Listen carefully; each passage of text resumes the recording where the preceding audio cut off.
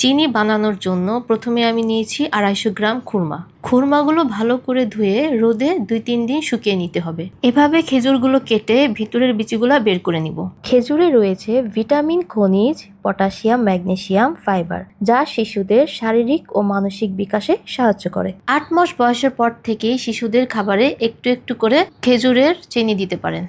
এখন খেজুরগুলো একদম অল্প আঁচে 10 থেকে 15 মিনিট ভেজে নিব। খেয়াল রাখতে হবে জাল বাড়িয়ে দিলে কিন্তু খেজুরগুলো পুড়ে যাবে। মনে রাখবেন, খেজুরগুলো যত ভালো করে শুকানো হবে চিনি তত ভালো হবে। আর খেজুরগুলো যদি কম শুকান তাহলে চিনি আঠালো হবে। এখন ব্লেন্ডার জারি দিয়ে খুব ভালো করে ব্লেন্ড করে নেব। এবার চালনির সাহায্যে চিনিগুলো চেলে নিচ্ছি, যাতে বড় দানাগুলো বেরিয়ে আসে, সেগুলোকে আবার ব্লেন্ড করে নিতে পারি। তৈরি হয়ে গেল স্বাস্থ্যকর খেজুরের চিনি। এই খেজুরের চিনি দিয়ে বাচ্চাদের কেক, বিস্কিট, মিষ্টি, পুডিং যে কোনো ধরনের ডেজার্ট বানিয়ে দিতে পারবেন।